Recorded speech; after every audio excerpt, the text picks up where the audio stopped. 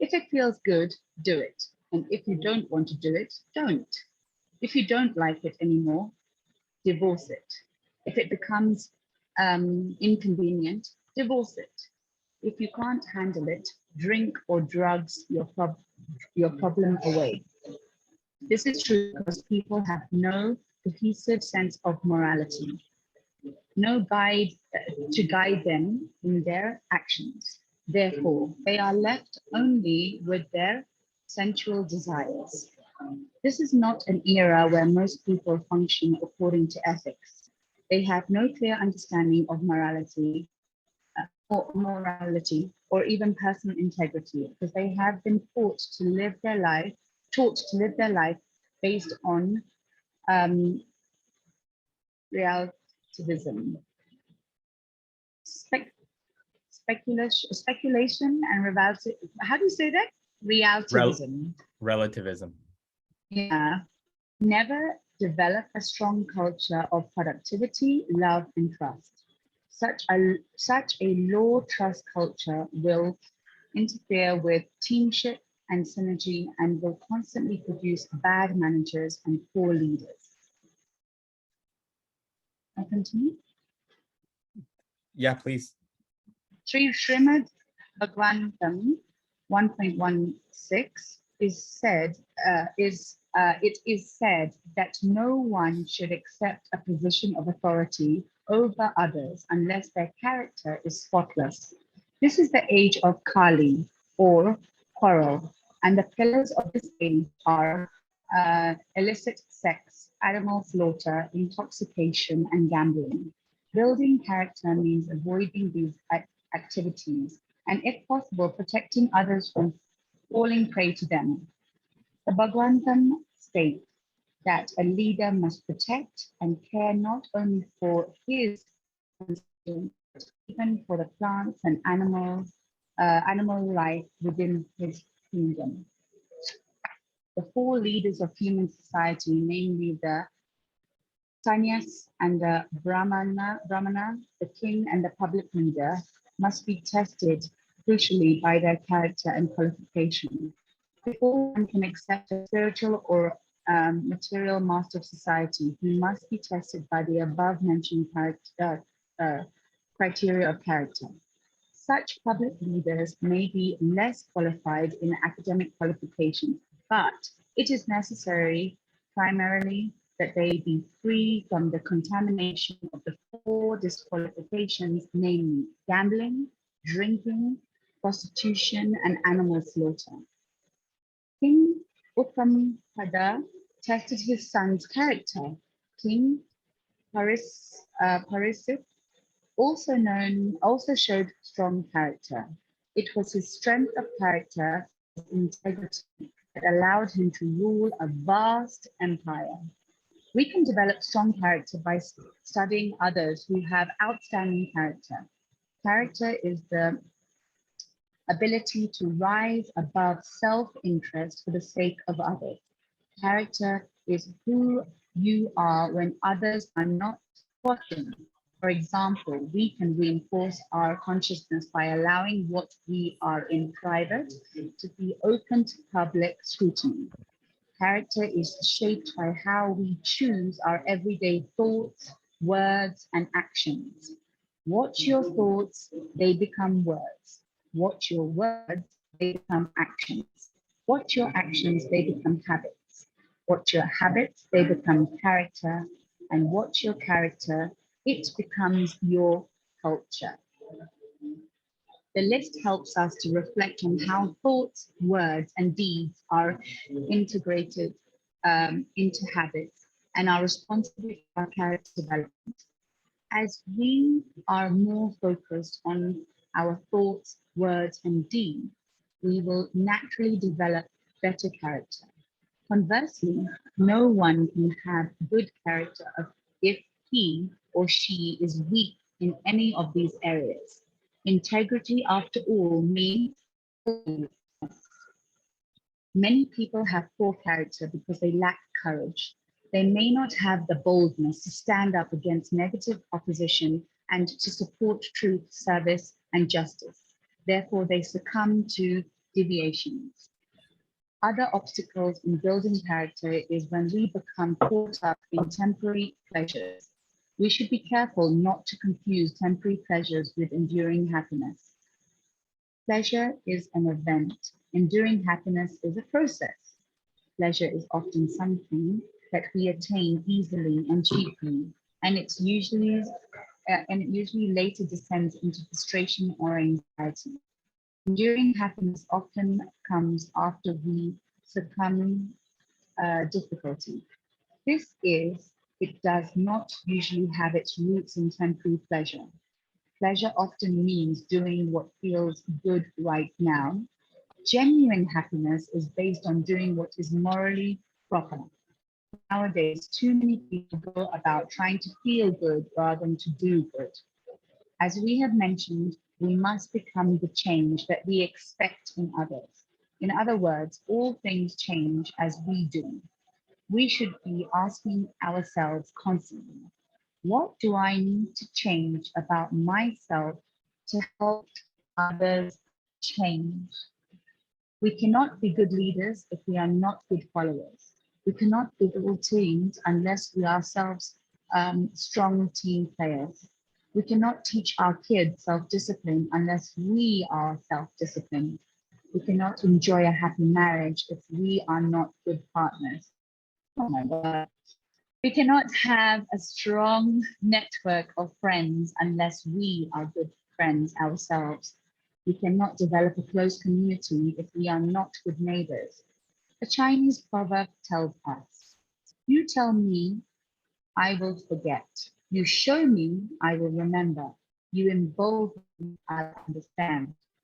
A leader can tell people about character building, then help them take notice of others with good character.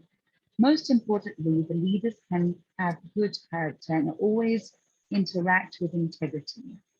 Then he or she will be an excellent role model for others, and people will better understand what it really means to live with character. Warren Bennis, the distinguished professor of business administration and founding chairman of Leadership Institute at the University of Southern California, explains how leadership is character, with which I fully agree. He writes, I think leadership is character.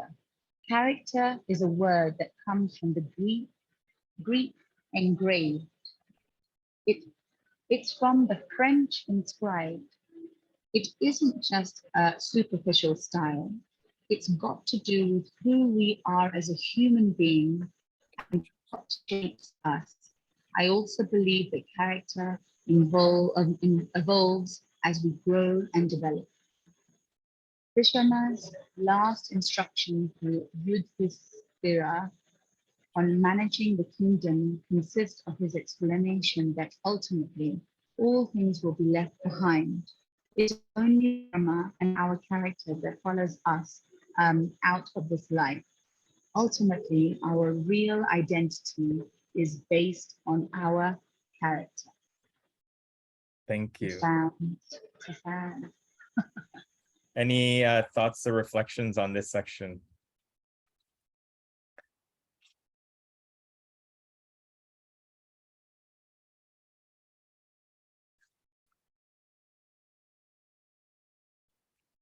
So I just wanted to start with that this book at the beginning, they're describing the Srimad Bhagavatam.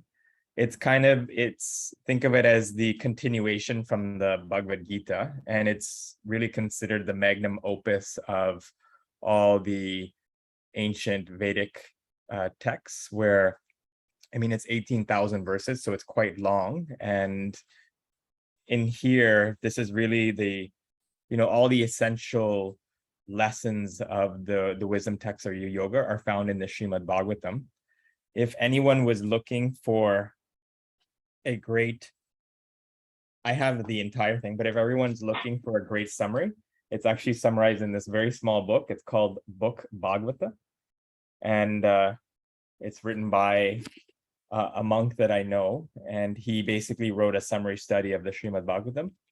It's an incredible book because The nice thing about the way this is written is that it's written very pictorially, and there's a lot of concepts. But one thing to point out in this section with when he describes these principles that we should try to avoid of gambling, drinking, prostitution, animal slaughter.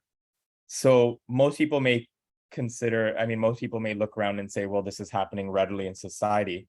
And to give these up would be considered a restrictive life. I think even Ambika was referring to last week, just her journey and how sometimes that may come across to others.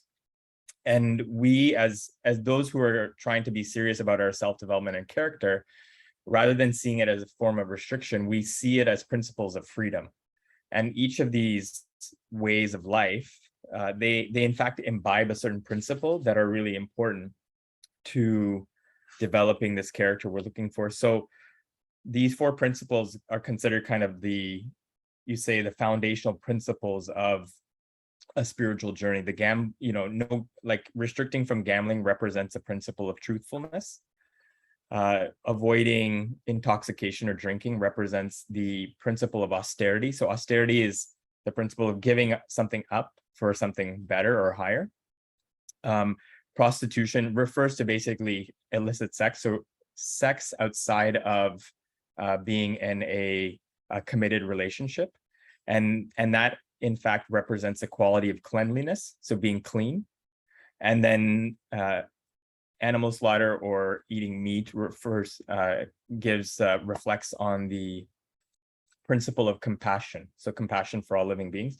So I think it's very important when we look at any practice or way of life that we try to look at what's behind it and what we're trying to cultivate as a result. So I just wanted to highlight where the principle behind these 4 practices of life and what qualities we're looking to imbibe as a result.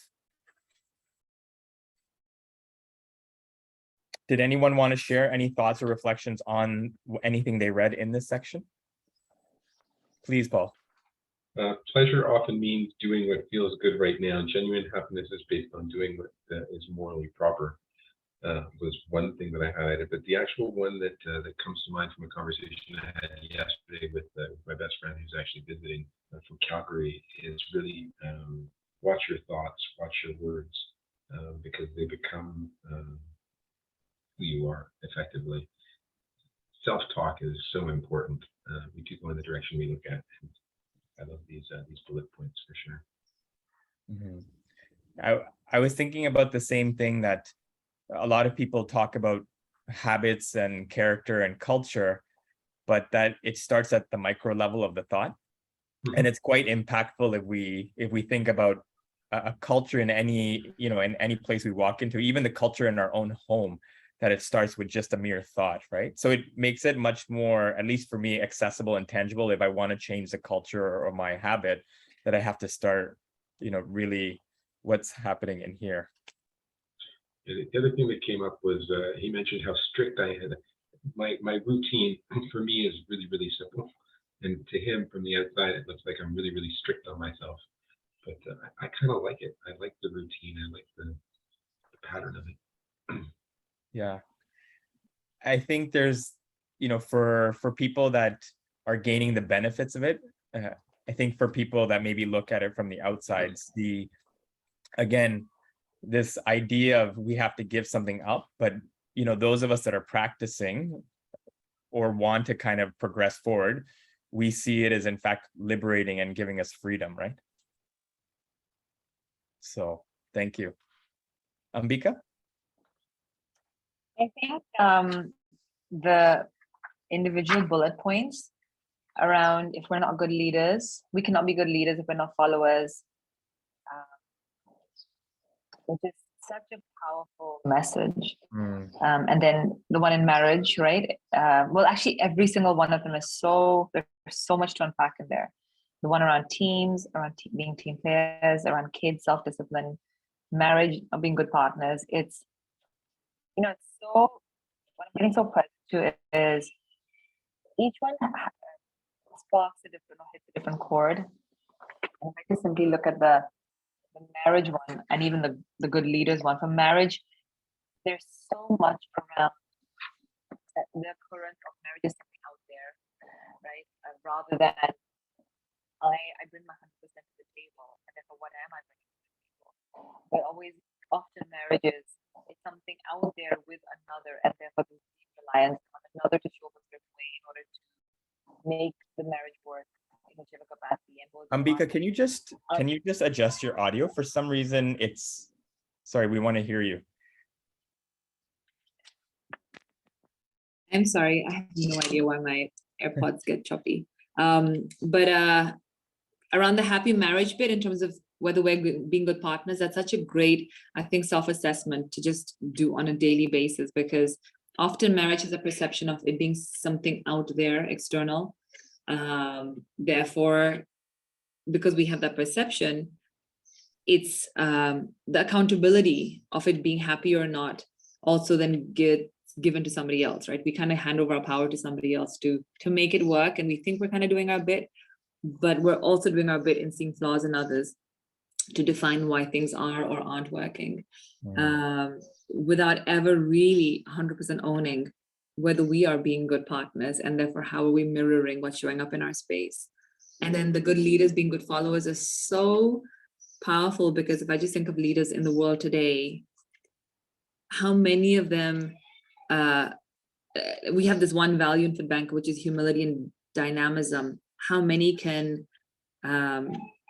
get to the grassroots level to do whatever's needed in that moment, without it being a campaign or a media something to demonstrate how great they are, versus really being at the heart of people, like an individual level. And the organization I worked for 8 years, Acumen, the CEO and founder, whether she was speaking to an analyst or to the CEO of a multinational corporate, always brought 100% presence and attention. And you felt like the only person on the planet when she was with you, because she was so present. Her energy was, and it was actually uncomfortable, because rarely are people that present when they talk to you. But she was so present. So I would have to start listening to my own words to make sure I was saying something that was intelligent enough in my early days. And then it was beautiful to be in the presence of people who are 100% present. But she had the humility to listen to whatever was sent her way as founder, to pivot and grow. And just that for me was just great leadership, because she got to be such a great follower. So those two things really stand out for me. Thank you, Ambika. On this point of being a good follower, I think many people like to be the leader, but I think a good question to ask all of ourselves: have we followed someone? Have we been a follower in the past? Because that's where we're in fact learning, right? And the idea, I think one way just to keep us always in the mind of being a follower, even though it may seem subservient, is if we keep ourselves in the student mindset. I feel like always being in the student mindset means we're learning from somebody else, and then therefore we're trying, we're making our best attempt as a leader to also follow. So that was something that came to me when I was that one specific line about leaders and followers.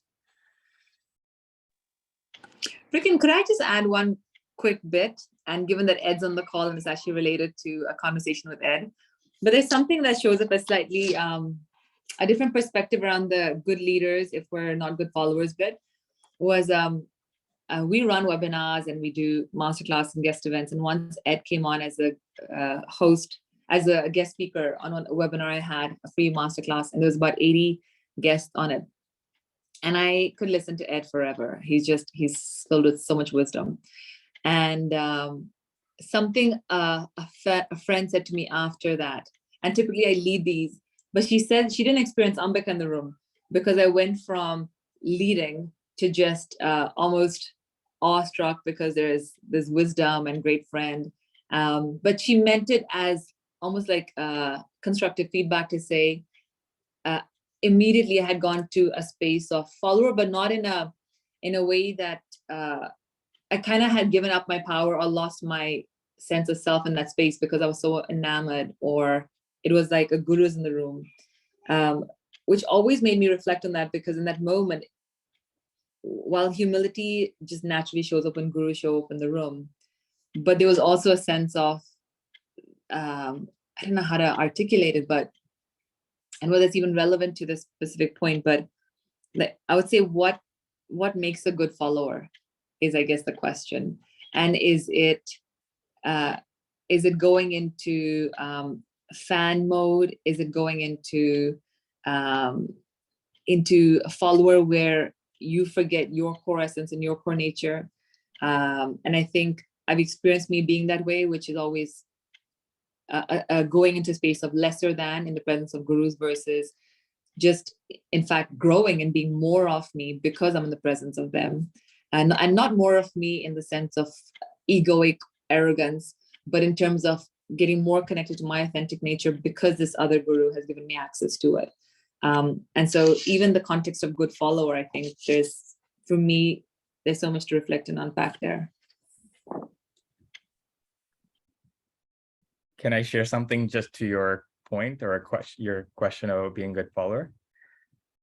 Yes, please. So in the Bhagavad Gita, it speaks to this point, chapter 434. It says that the student who, or the person who follows, when the teacher is there, they seek to ask questions in a way from the space of wanting to learn, so humility.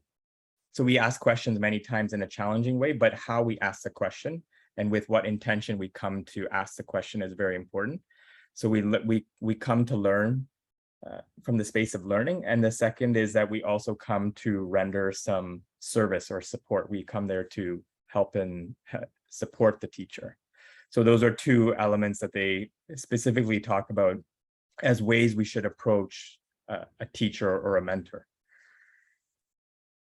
Is one of service and one of questioning with the mindset of learning. Thank you. And thank you so much for joining us, Ed. Do you want to please elaborate on anything or reflect on anything that Ambika said? Well, first of all, I just want to say it's wonderful to see all of you again. So thank you for taking some of your precious time. Thank you, Rikin, for leading what is always a very stimulating, insightful, and evolutionary conversation. I could really feel myself growing just by hearing the exchanges. Wonderful to hear your comments, Ambika. What was coming to my mind was something that B.T. Swami shared in one presentation he gave. And funnily enough, he was talking about spiritual leaders.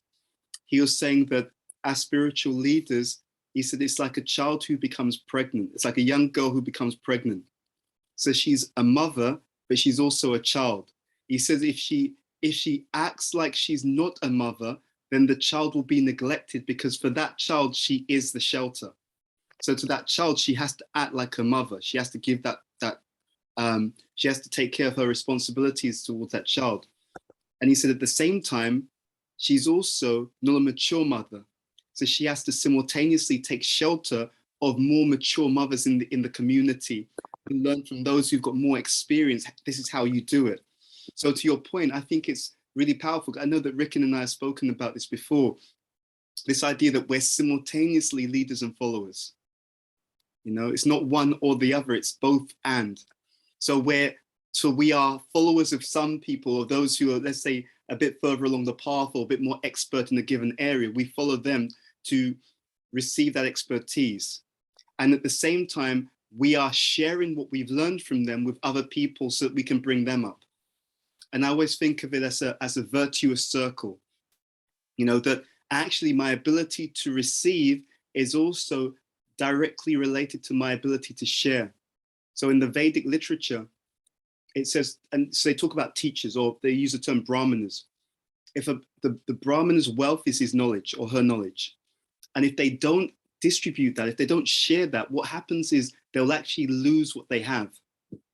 They'll lose the wisdom that they have unless they continue to pass it on to other people. Because the whole idea is that it's being given to them, not for them to keep. It's been given to them for them to share with other people, to benefit other people. So I really loved your point because it really reminded us that yes, it's a simultaneous, understanding. And this is something we often speak about to leaders. I'm always challenging them. Okay, so you're a leader of these people. Who are you following? right? Because if you're not following anyone, if you're not learning from anyone, if you're always the expert in the room, or if in your life, let's say, because in the room is one thing, but if you're not learning, if you're not reading new things, discussing, learning new things, inquiring from other people, after a while, that potency to lead is also going to be minimized, because the actual power of leadership comes from the power of followership. And when we look at that in modern society, we can see a lot of evidence to that effect, where there's a lot of dialogue now about toxic masculinity. But to be very honest, it's not the masculinity is inherently toxic. It's when it's misused, when that position is misused. In the Vedas, it says something very interesting. If you're the leader, it can't be about you. Okay, so that, for example, you're a parent, it's all about the kids, right? So in the same way, whoever has the power, he or she is not the center of attention. So if someone, let's say, is in a position of authority, it's not all about them. And the moment that you see that the person in a position of authority is making it all about him or herself, that means there's going to be exploitation or manipulation. Yep. So the parents have the power and the child is the center. There's always that distribution. So you have, the king has the power and it's all about the citizens. You see, like that, you know, so the government has the power, it's all about the community. So that it's never that the person in power is also the person who's the center of attention. And that's a very powerful Vedic model. So there's a term that's used called Nimitta Gyan, which is the science of omens. And what it shows you is the moment you see things as a societal pattern that goes against Dharma or goes against the natural order, you can tell that in the long term, mid-term, or even short term, there's going to be some trouble, right? So even, let's say, husband and wife, they're both protecting each other. They both have responsibility towards each other. Yep. Because I was discussing this with one friend earlier today. My rights are someone else's responsibilities, you see, and their rights are maybe my responsibility. So in any relationship, there's an exchange. So there's some things that some needs that I have, okay, in the exchange. And there's also some needs that you have in the exchange, like even here, right? So let's say I'm acting in a way of trying to share something. So I have a certain responsibility to you. I have a responsibility to know my stuff, to think about how to present it, to prepare for the session, to have something that's valuable to you that I can give. And at the same time, on the side of the student, as students, our responsibility is to be attentive, as Rikin said, to want to learn, to inquire with the sake of trying to understand the truth. And if both sides do if both sides take care of their responsibilities properly, you'll see, I've studied this over many decades, you'll see both sides really grow and become increasingly empowered, you know? But what happens in modern society is either one side or the other, or often both. No one wants to talk about responsibilities. They just want to talk about what they want. And that's where things start to become dysfunctional. So my own B.T. Swami, he was speaking about this. He was saying that when you have a culture where there's not proper respect, you know, then everything starts to die. If the students don't respect the teacher, if the parents don't respect, if the children don't respect the parents, and vice versa, actually, it's not one-sided, right? If the teacher doesn't respect the students, anything like that, then the cycle of empowerment starts to die. So yeah, I was just thinking about that particular point from what you discussed. Thank you for your insights. Thank you. I was just also thinking to the point, Ed, when you were speaking of respect, that the teacher or the leader has to also has a certain respect to the responsibility that they have.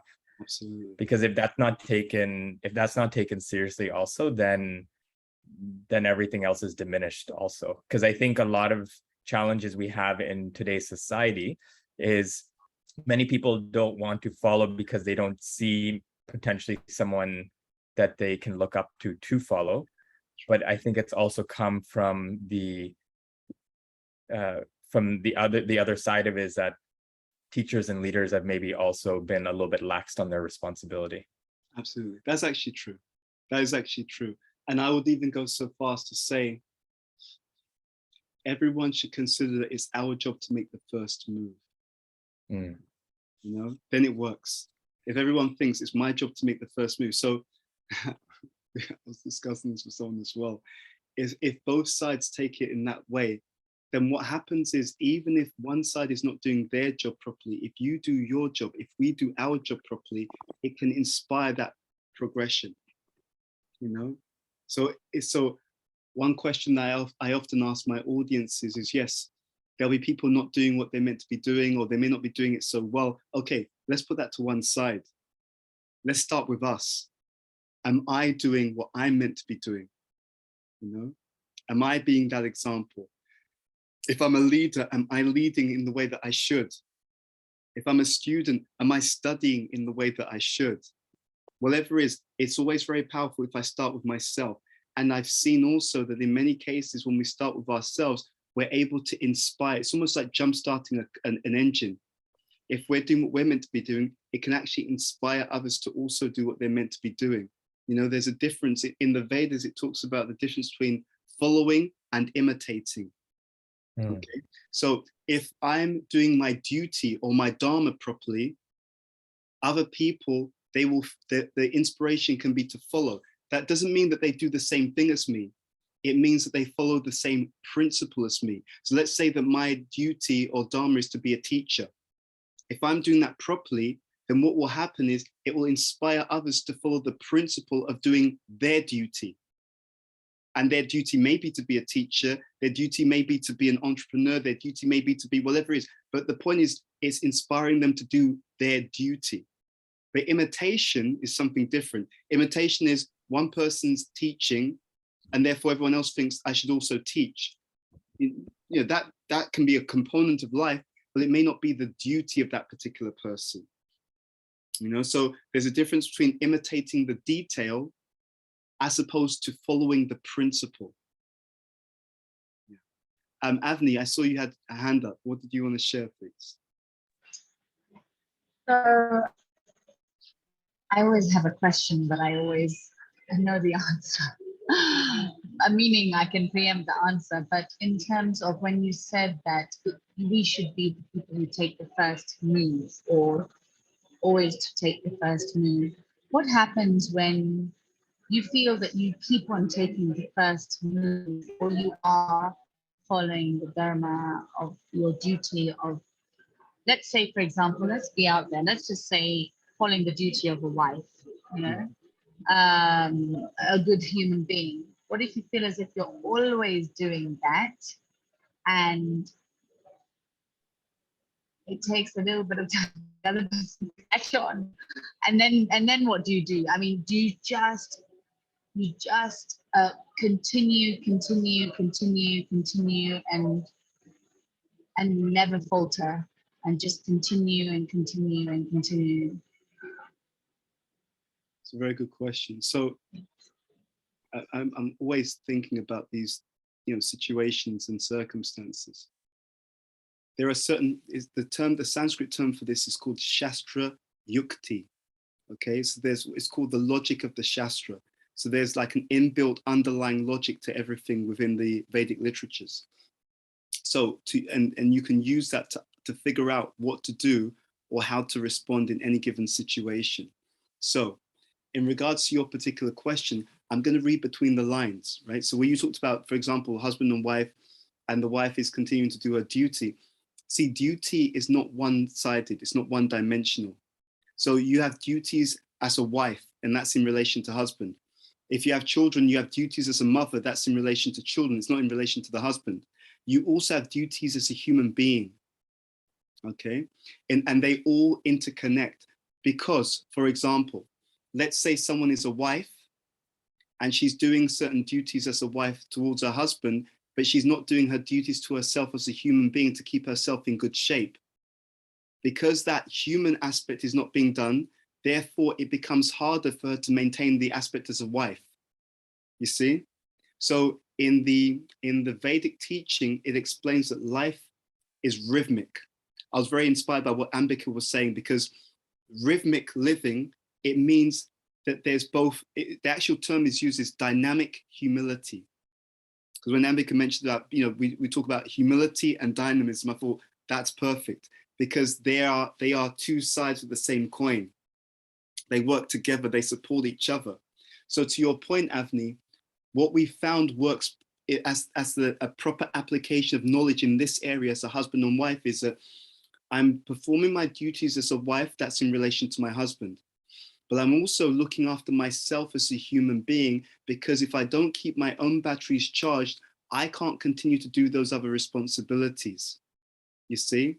So am I charging myself properly so I can continue? That's the first point. Now, when someone else isn't, let's assume hypothetically that someone else is not doing what they're meant to be doing, then it's also, how do I address it? Sometimes I address it by my example. Sometimes I address it by a direct conversation. Sometimes, to be honest, I address it by allowing a person to see the full ramifications of their own misbehavior, you know? So my mentor, B.T. Swami, he told one person, they asked him because they were doing something wrong. And he said to them, I was there, this was in 2003, it was in a place near Bhaktivedanta Manor. He said, sometimes a person has to basically hit some issues before they change. You see? So it was that understanding that you have to see what's the best way. We should be compassionate always. Sometimes the compassion means we try to address by example. Sometimes compassion means we try to address by direct speech. And sometimes if we see the person can't quite understand, then we let them see the natural ramifications of their own behavior. You know, so it's almost that third stage is you just get out the way. Okay, this person's behaving like this, you're kind of tolerating it. Okay, now I tolerate it less. I just let them deal with it. So let's say the person's acting in a negative way, rather than pick up the pieces for them, let the pieces fall on the floor and let them see it. This is what happens as a result of this behavior. You see, but there's differing degrees of intensity. So first it's example, that's softer. Then it's speech. Let's talk about this. This is what I'm perceiving. You know, I was with my teacher in, again, in Bhaktivedanta Manor, and he was saying that when you see someone do something wrong, what you do is you offer it as a gift. He told us that, this was in the late 90s. He said, for example, you may say to someone, from my perspective, this is what seems to be the issue.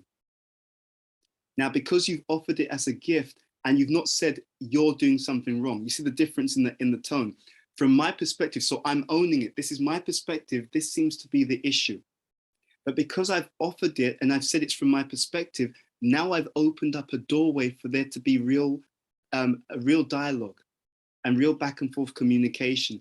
I've not accused the person. I've not shouted at the person. I've not ridiculed or minimized the person. What I have done is put forward in a very mature and adult way. This is how I'm looking at the situation, right? And now that person has an opportunity to accept, refute, explore, discuss. It's very, very mature. You know, it doesn't go into one extreme where I'm triggered and I'm now attacking you, but it doesn't go into the other extreme where I'm just allowing anything and any kind of behavior to continue, right? There's a model which I might do a seminar on at some future point, and they talk about the adult state, the child state, and the parent state. And you'll see most people, they go into the adult state or the child state, which is okay when you're dealing with children or etc.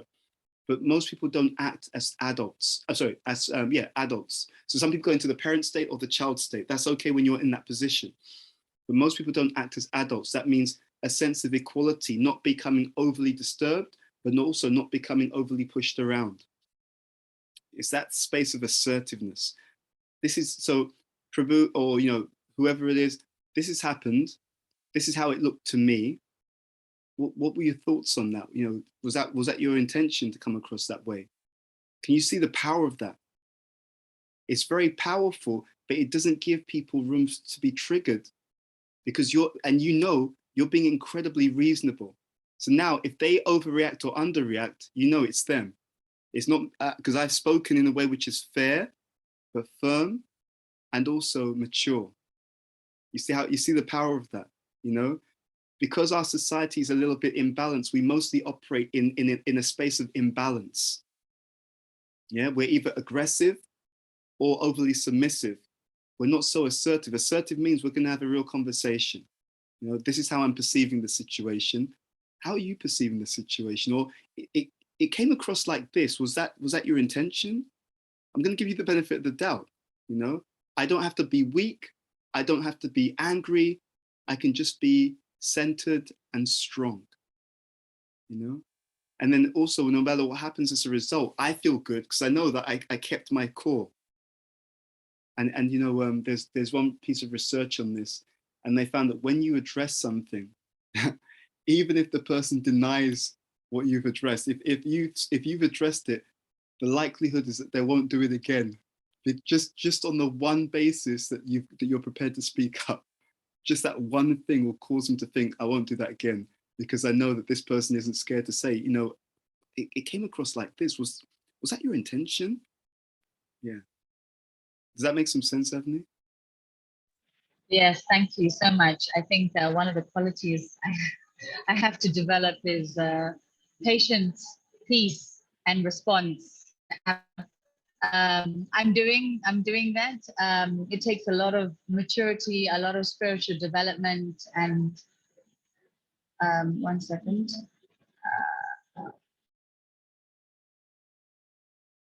Avni, are you there? Okay, I think Avni's dropped off.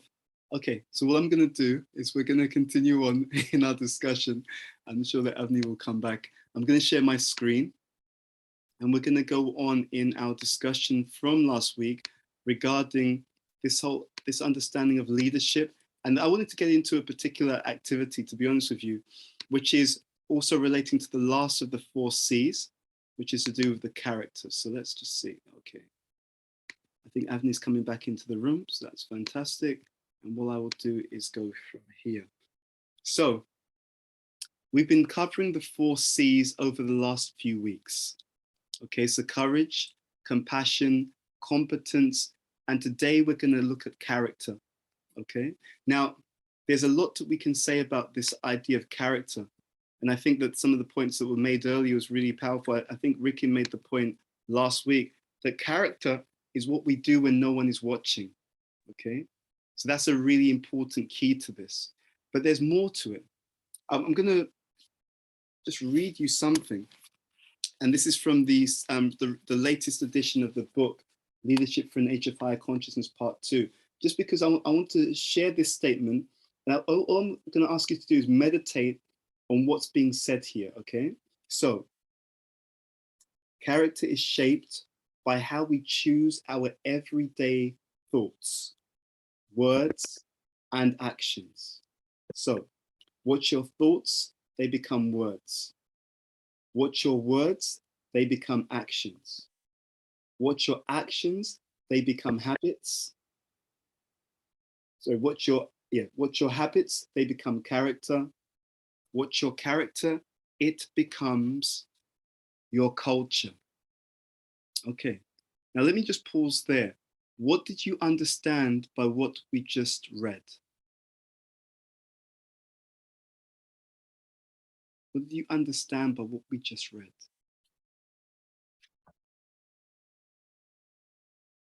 Feel free to unmute and share.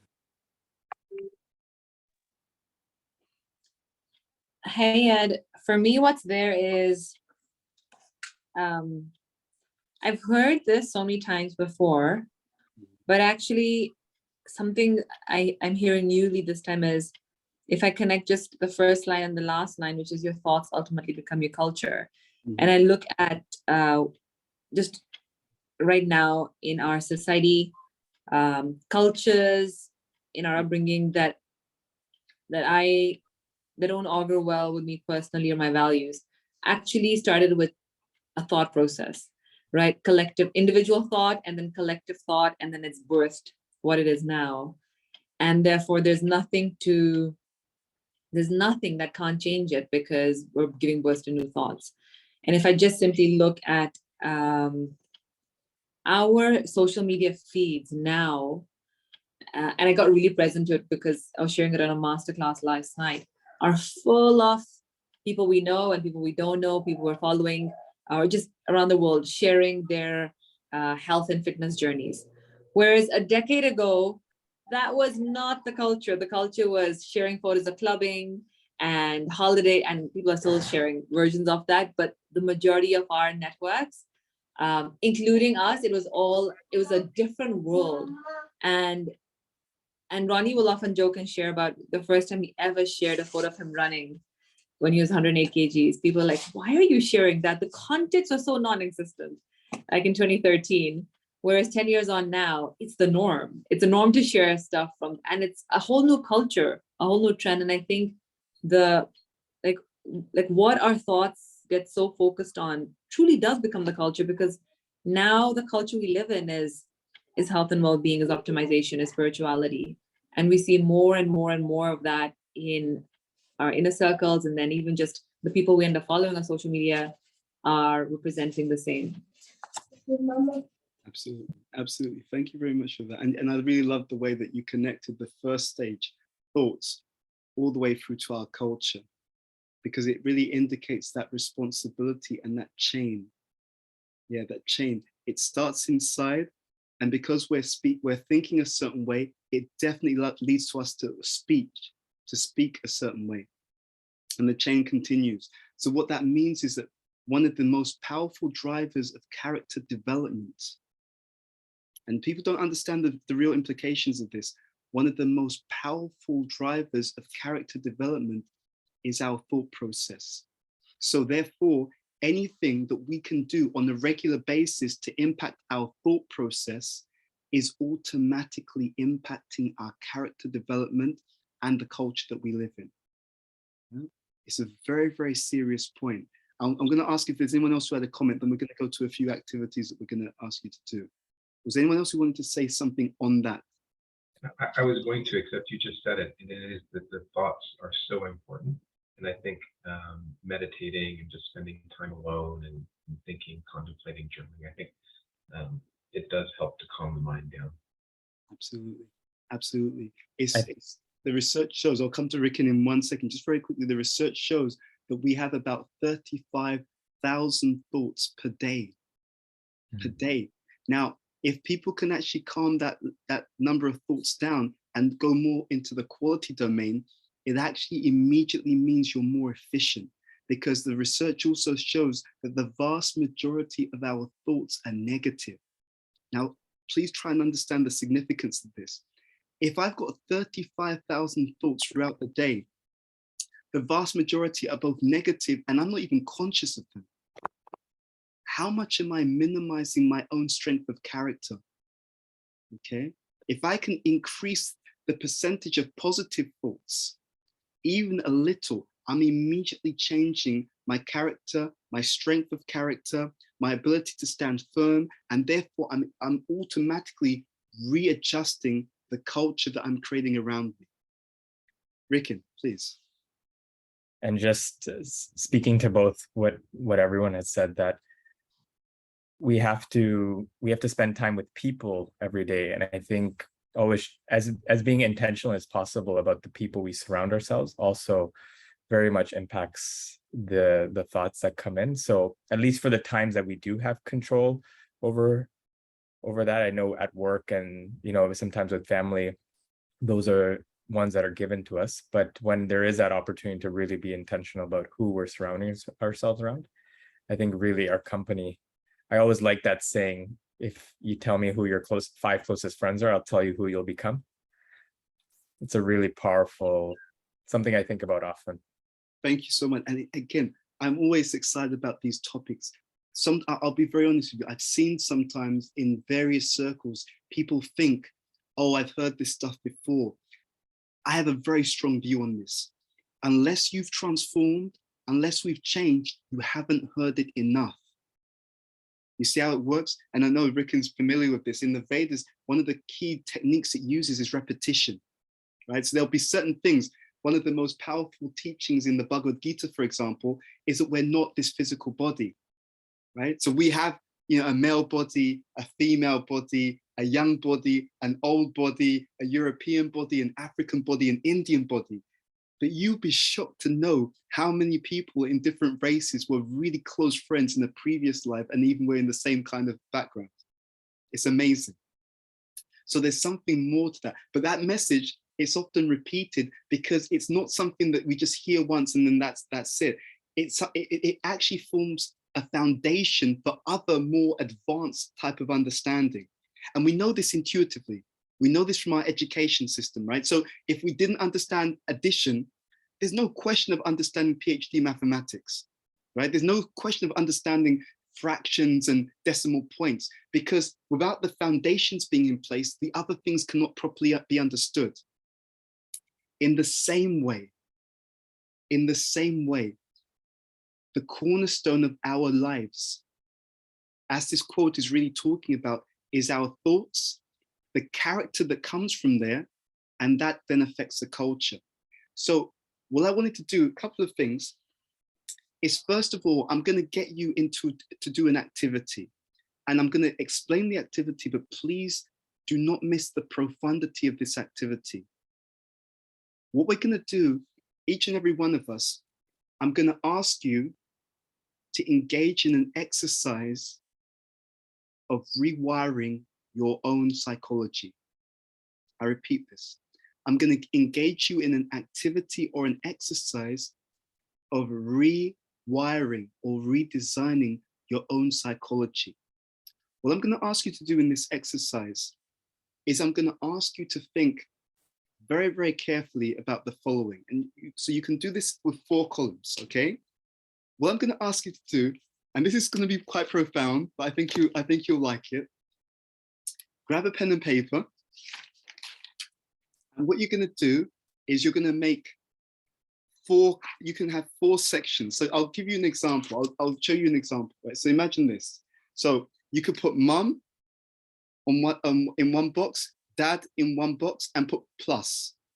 Okay, so mum, dad in one box. So mum in one box, plus. Dad in one box, plus. Okay, so you've got 2 boxes with headings. Then you're going to, in the other 2 boxes, you'll put again mum minus, dad minus, okay? So what we're going to do is the following. We'll start with the mum plus box. I want you to write down all the positive qualities of your mother, okay? Just write them down. So what's good? Well, in your upbringing experience, just brainstorm it. What are the positive qualities of your mother?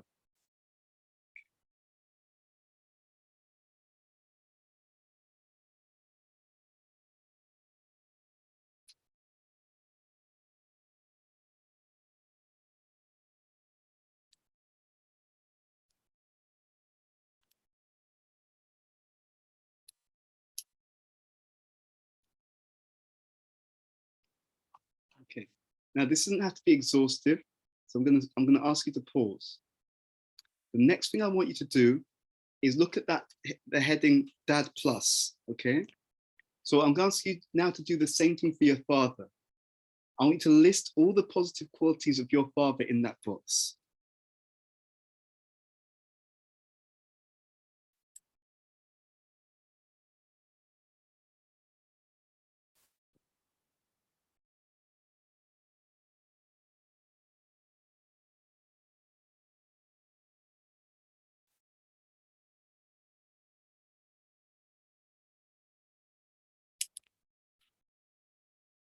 Okay. The next thing, again, don't worry if it's not complete. Okay, we're going through this and you'll have more time to do more on this a bit later on. We're going to go to the next box, mum minus, okay? I want you to write down, what did you consider to be some of the bad qualities, or let's say the suboptimal qualities of your mother? Write those down.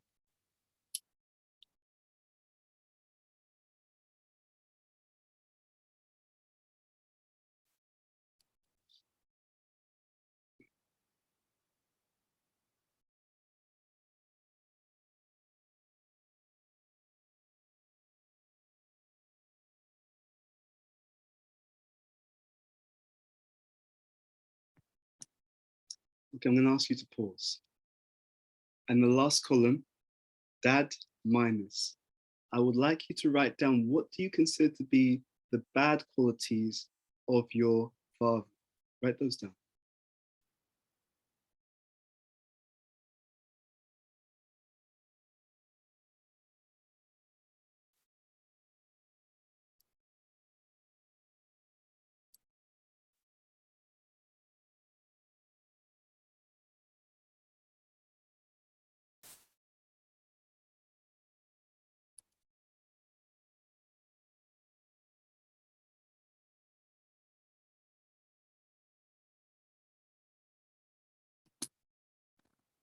Okay, so now what I'm going to ask you to do next, I'm going to ask you to take a few minutes. You're going to look at all 4 sets of notes. So mum plus, dad plus, mum minus, dad minus. I want you to tick those qualities that you see in each of those boxes that you have inherited from your parents. Okay, so let me pause before you do this. You're going to tick the qualities that you've inherited from them, which are good. But if there's any qualities also that you've inherited, and you don't have to show this to anyone, so I want you to be as honest as possible because we're talking about character. This is the exercise. So I want you to tick the qualities of your parents that you inherited, which are good. And I want you to tick those qualities that you inherited from your parents, which you saw may not be so good. Over to you just to tick them.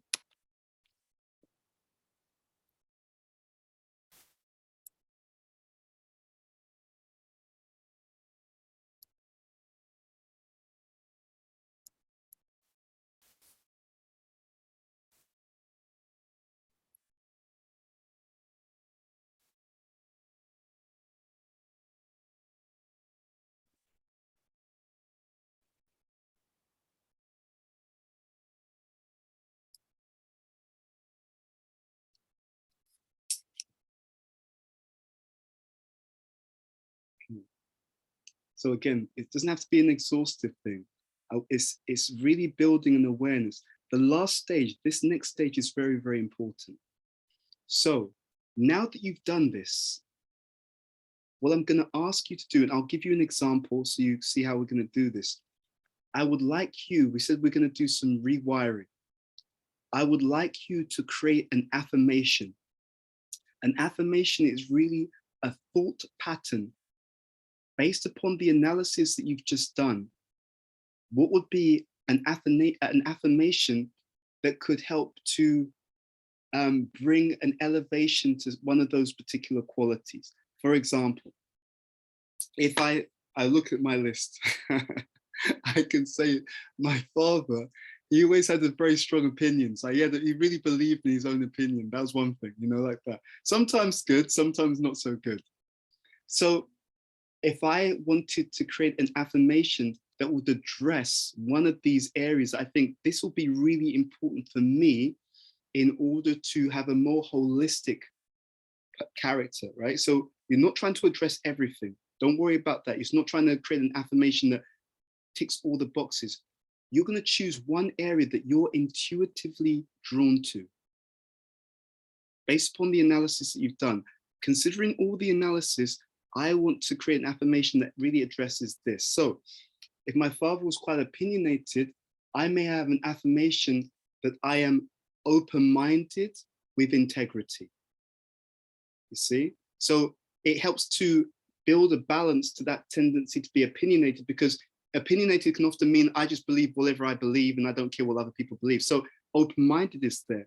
At the same time, I don't want to lose that sense of also being able to have my own agency and thinking about things for myself. So I am open-minded with integrity. So that way I keep that sense of being able to hear other people's views, but I don't allow other people's views to automatically define me because I'm able to weigh them up for myself. Okay, so I'm going to ask you to do that now. Looking at that analysis, what is the affirmation that you can garner from this initial analysis? Write it out. Okay, we're looking at character. What would be that particular affirmation? I'll give you some time to write that down right now.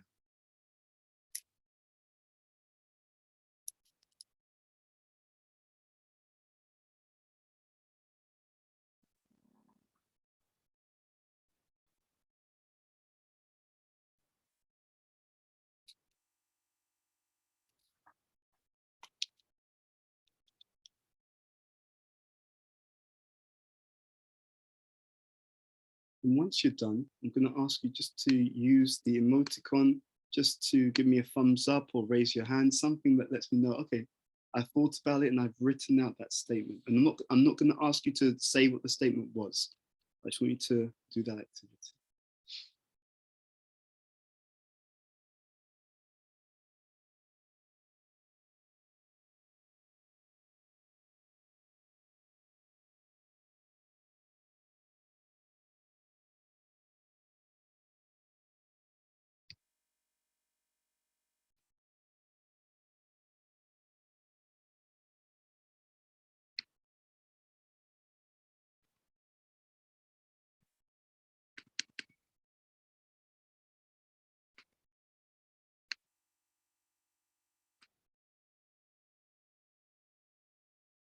So again, once you're done, if you could just raise your thumbs up or something to let me know that you have done that particular statement. Thank you, Ambika. I can see, okay, Avni, I can see Paul, your thumbs up, that's perfect. Okay, Rikin, okay, everyone's done. So I promised, I said I wouldn't ask you to share what you've written, and I'm not going to do that. What I'm interested in is how that exercise landed with you. Because we're here talking about character, and we've gone about this in a very, very special way. I've asked you to reflect on your own parents. I've asked you to write what you think are their good qualities, bad qualities, and then which of those you also have taken on. And let's start there. How did you find that particular exercise?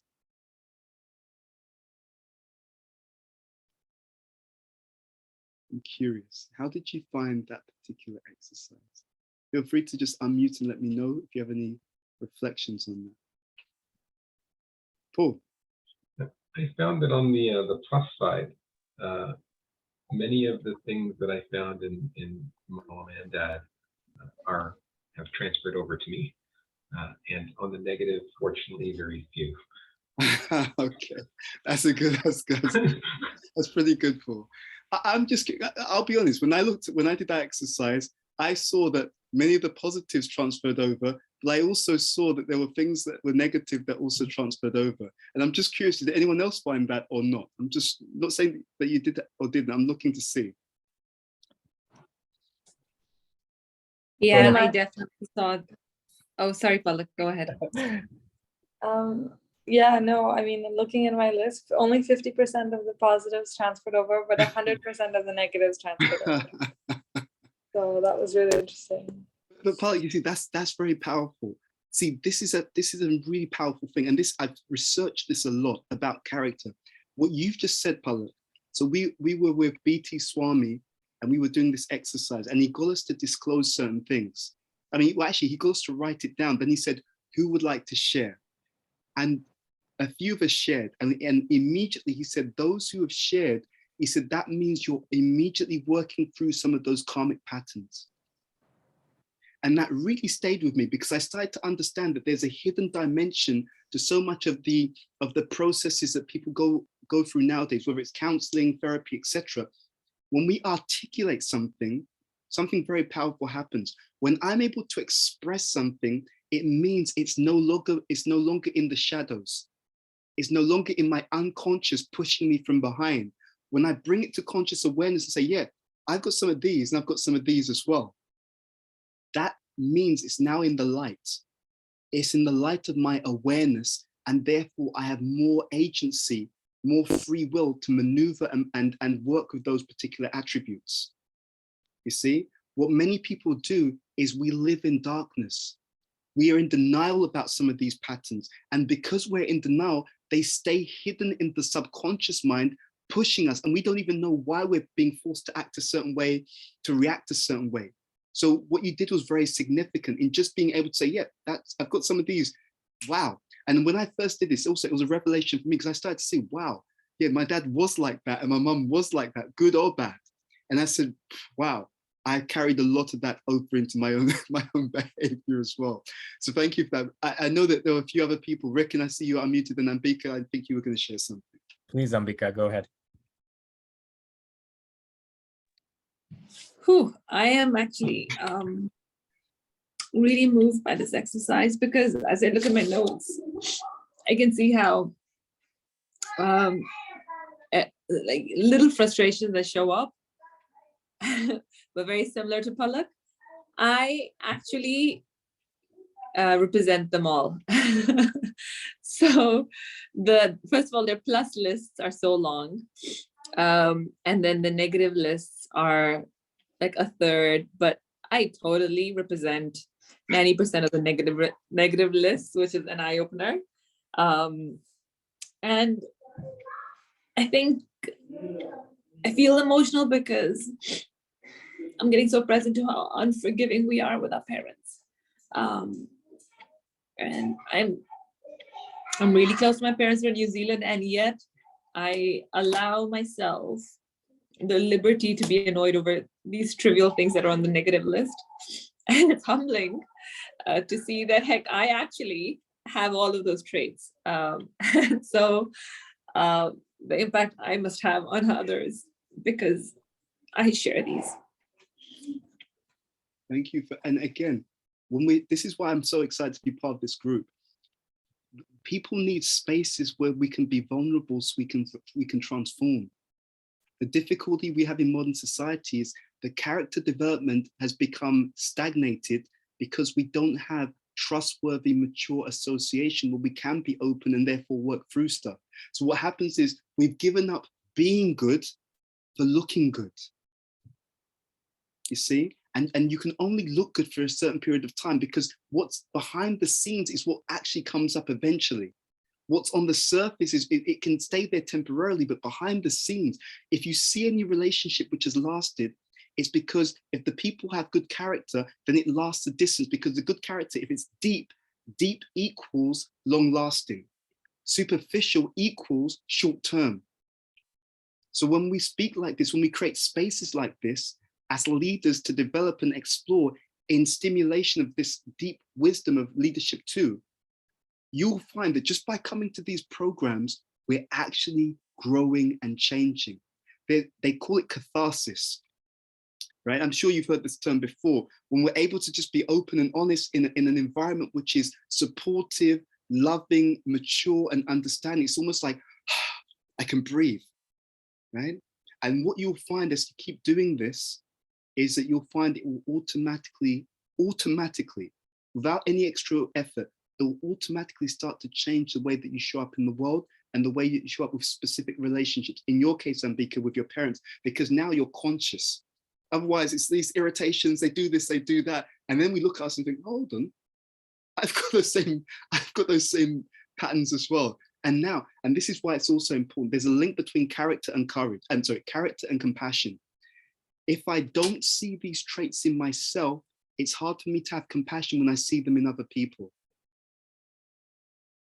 But if I see and recognize these traits in myself, then when I come across others with those same traits, it doesn't mean I become lax. It doesn't mean I can't address it, but I understand it because the subconscious dialogue is, oh, right, they're like me. So I understand them now. And therefore I can address it from a position of strength rather than a position of irritation, because I understand, oh, I can see myself in that person. The reason why we have so much fractures, so many factions in modern human society is that we've forgotten, and B.T. Swami will speak about this, we've forgotten this unity with diversity. We've become so focused on what makes us different that we've forgotten on what keeps us together, the commonalities, and we need both. One supports the other. So I think that was a very profound point. Thank you for that. I know a few others had some comments.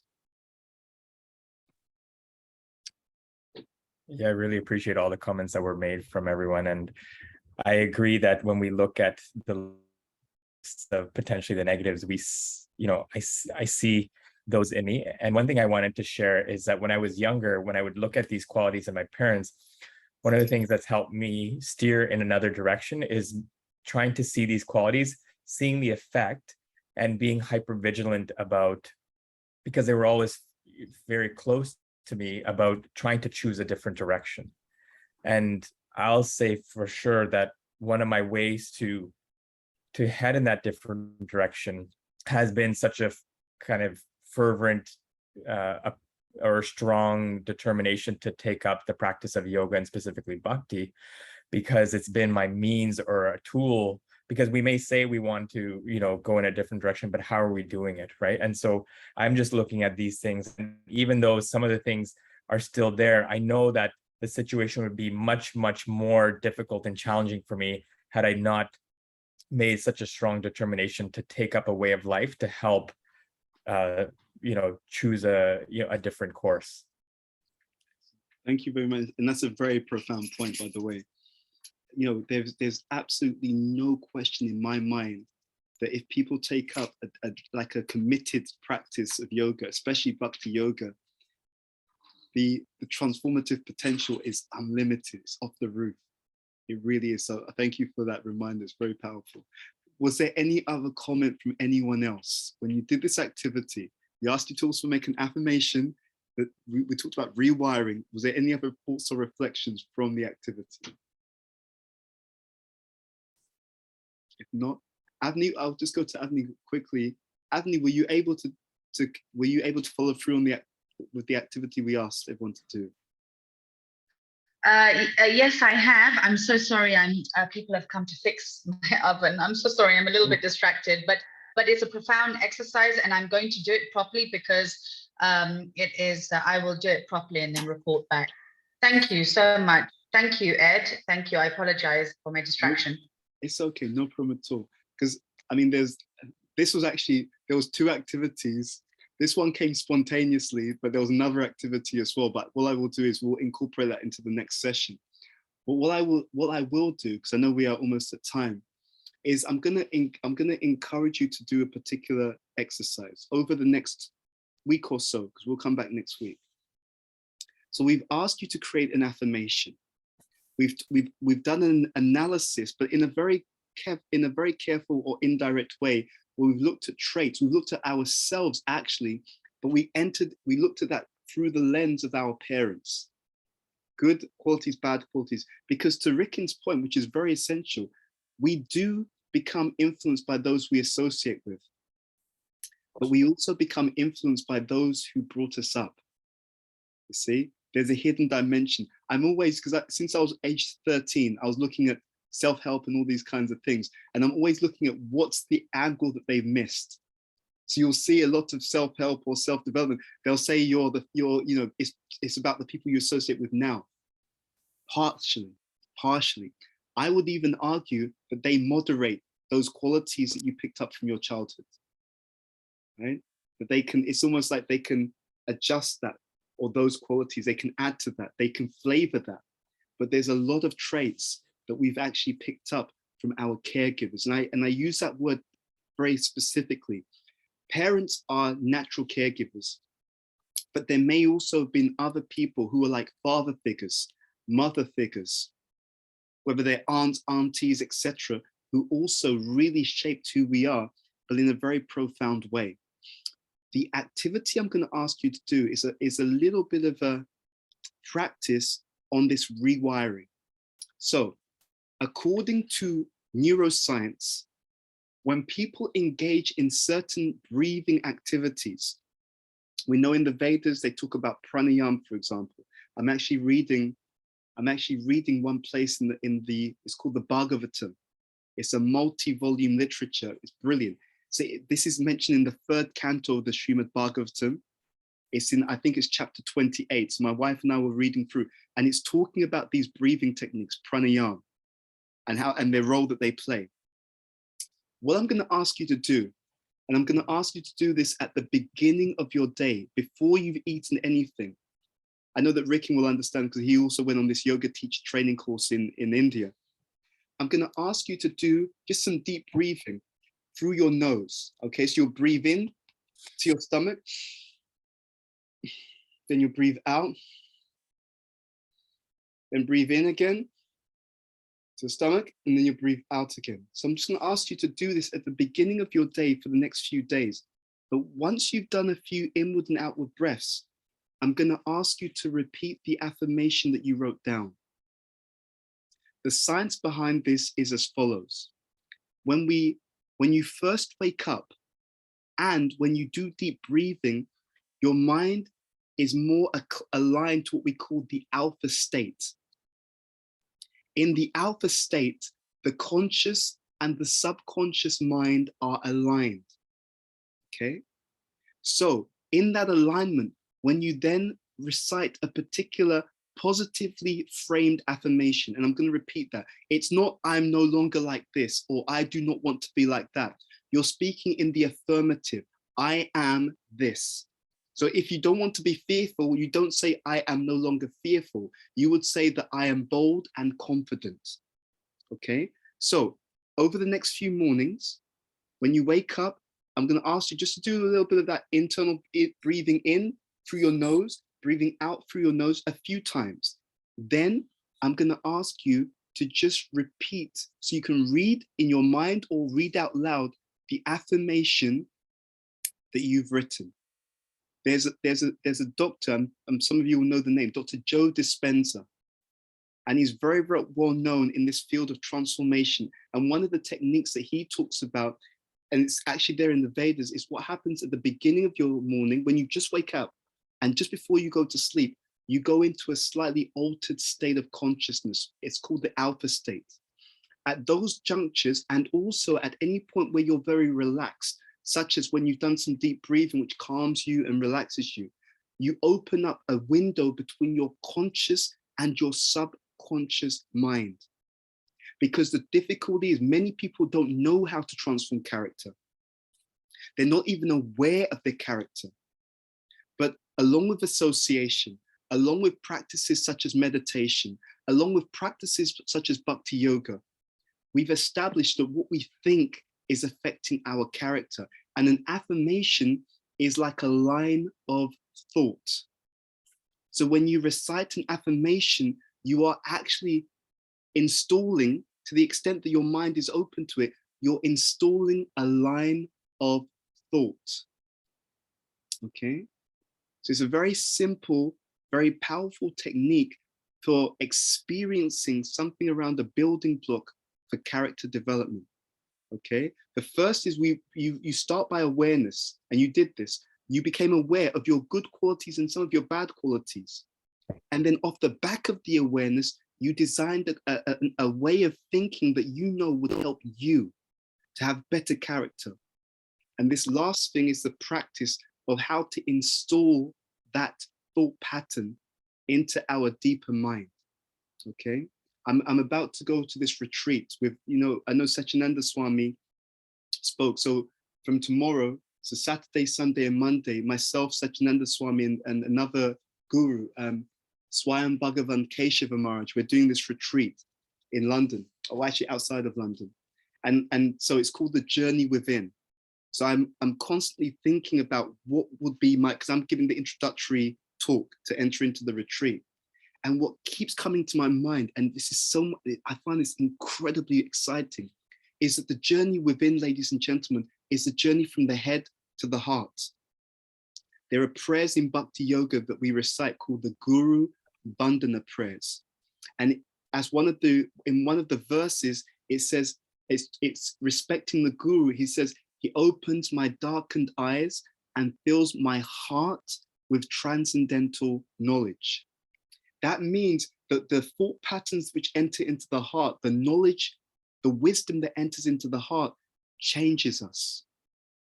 Okay? So what we've given you is an exercise. If you've ever wondered why you've not been able to change, it's because sometimes we have a journey that goes here. It starts here in the head, but it doesn't make its way into the heart.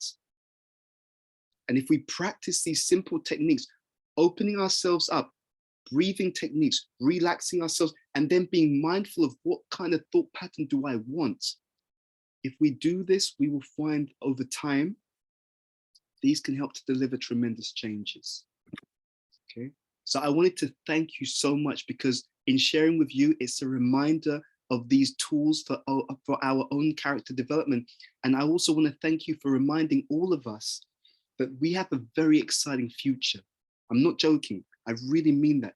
All of us on this call, if to the extent that we really use these tools that we're learning, to the extent that we really use these tools that we're learning with awareness, focused on the things that we know we should change in ourselves. To that extent, our future will be incredible. Okay? So thank you so much for your time. Thank you for creating this space for us to come together, be open, and to transform.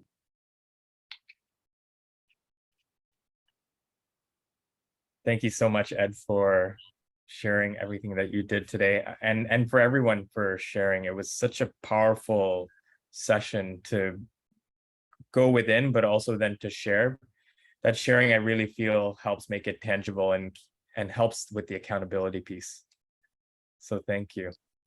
Any closing comments or thoughts before we head off? Any questions or points that they wanted to bring up before we go? Okay. Paul?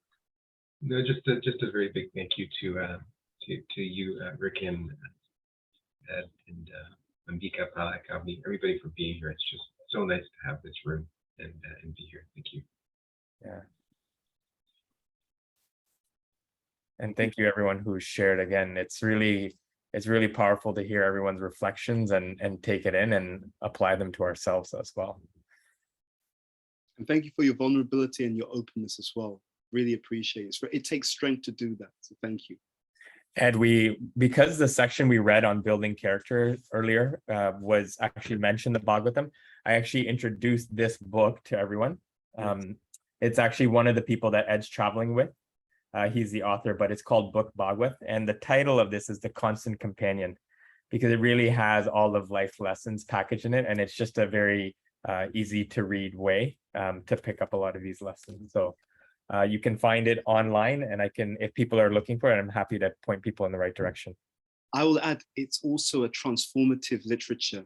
Just by reading that, it's actually stated in the first canto, chapter 2 of that literature itself. By reading and acquainting oneself with those particular narratives in the Bhagavatam, all the things which are troublesome to the heart are destroyed. So even negative qualities can be destroyed just by the regular reading of that particular book. It's that spiritually powerful. Yeah. On that note, we will end, and we'll see each other next week. See you next week.